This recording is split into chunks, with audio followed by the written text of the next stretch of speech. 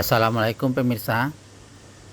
2 tahun yang lalu saya menulis cerita di channel YouTube saya, Sultan Malano Channel, tentang bagian yang ingin saya buang dalam hidup saya. Desember 2023 saya ikut pelatihan Magnet Rezeki yang dikomandoi oleh Ustadz Nasrullah, dan di situ saya belajar untuk memaafkan masa lalu dan mempositifkan segala yang akan kita alami berikutnya.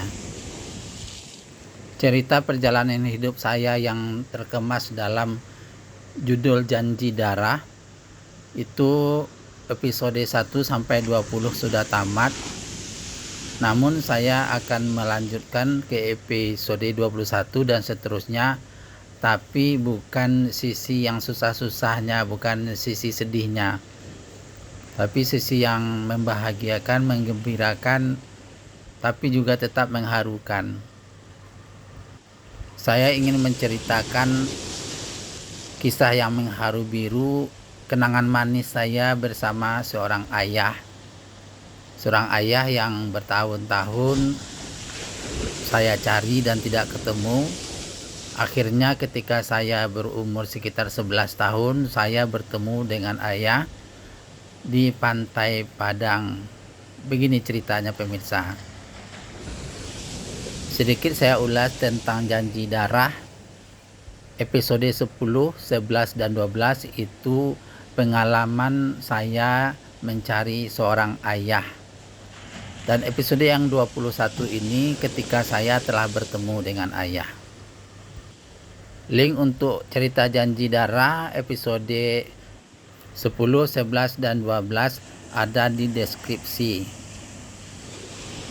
Dan inilah episode 21, kenangan manis bersama ayah di Pantai Padang, dan juga sekaligus sangat mengharukan. Waktu itu saya kelas 5 SD. Usia saya sekitar 11 tahun. Setelah 7 tahun kehilangan sosok ayah, sekitar tahun 1977,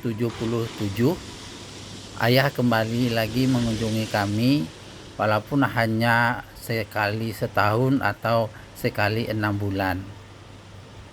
Waktu itu ayah datang pagi hari dengan mengendarai motor dari Solo sampai Bukit Tinggi.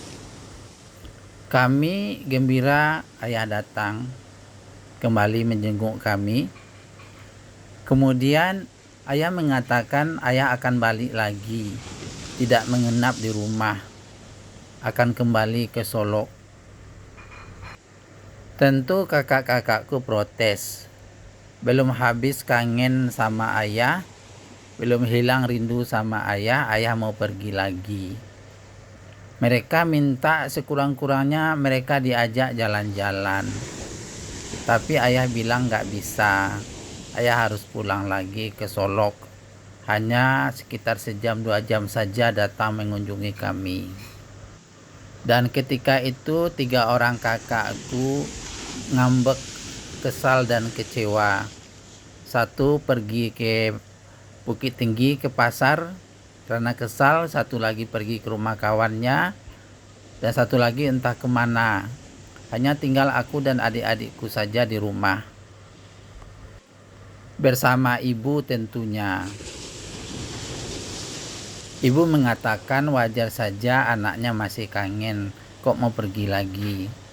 Sekurang-kurangnya ajaklah tuh si Sultan pergi, kata ibu. Sementara adikku yang 2 orang masih TK dan balita.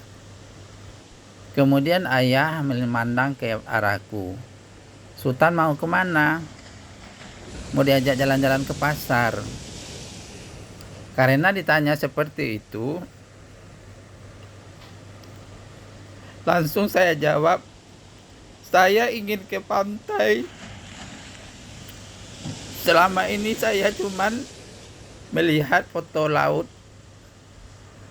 atau menonton TV seperti apa laut dan pantai itu. Dan saya udah lama mengidam-idamkan pergi ke tepi pantai melihat laut, kata saya. Ayah kaget karena permintaan saya di luar ekspektasinya.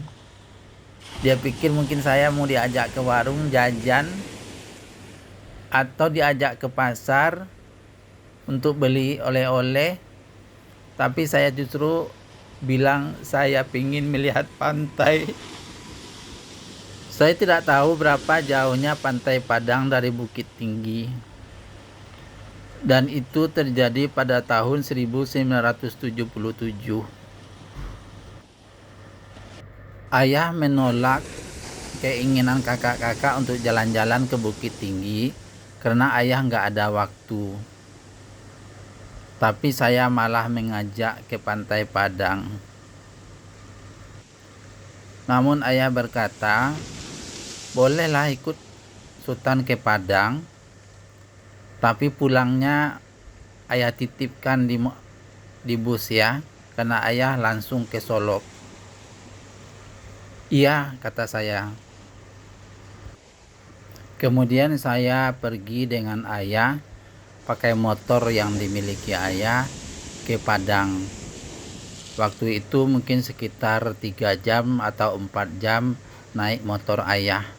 Sampailah kami di Padang dan langsung ke Pantai Muaro.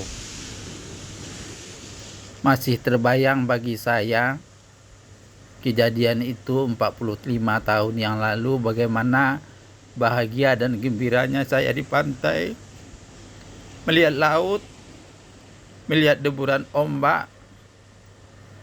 Bagi saya itu sesuatu yang spektakuler dan terbenam dalam jiwa saya.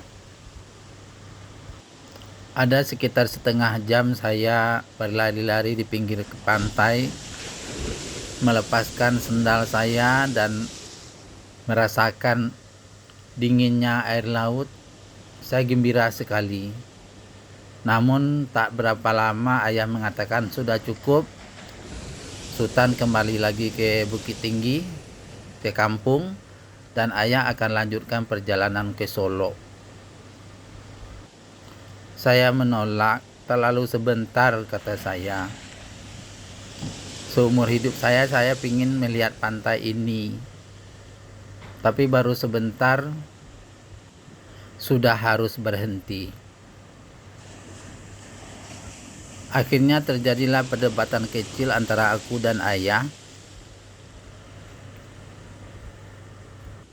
Saya merengek untuk ditambah waktunya. Tapi ayah bilang ayah tidak bisa, ayah harus kembali ke Solo. Kemudian tanpa kuduga ayah melihatkan secari kertas kepada saya. Dan ternyata itu adalah kertas slip gaji ayah. Saya bisa melihat berapa gaji ayah, berapa potongan-potongannya, dan salah satu potongan itu yang paling besar adalah kredit motor ayah. Dan di situ saya sadar bahwa ayah nggak punya uang. Itulah yang menyebabkan dia tidak bisa mengajak kami jalan-jalan ke Bukit Tinggi. Karena permintaan saya ke Pantai Padang, ayah berpikir bisa bawa saya ke Padang, kemudian dia langsung pulang ke Solo. Sekali jalan, dan saya untuk pulangnya dikasih ongkos naik bus ke Bukit Tinggi. Setelah melihat slip gaji itu, saya merasa bersalah sama ayah. Ternyata ayah nggak punya uang. Uang di saku ayah hanya tinggal untuk makan siang kami berdua, beli bensin motor ayah untuk ke Solo, dan ongkos aku balik ke Bukit Tinggi. Kenangan manis dengan ayah, dan mungkin satu-satunya kenangan paling manis bersama ayah. Hanya aku dan ayah di Pantai Padang. Sekarang dengan umur yang sudah kepala 5 ini, saya selalu merindukan pantai. ke kota manapun saya pergi, ke negara manapun saya pergi, pasti saya akan mencari pantai ke Thailand, Malaysia, Bali, Jogja, Balikpapan. Kemanapun pasti saya mencari pantai, karena di pantai ada kenangan bersama ayah. Al-Fatihah untuk ayah saya.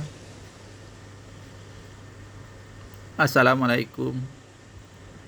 Terima kasih juga kepada Magnet Rezeki yang telah mendidik kami, walaupun sudah tua-tua begini, diajarin bagaimana mengikhlaskan masa lalu dan mempositifkan masa depan.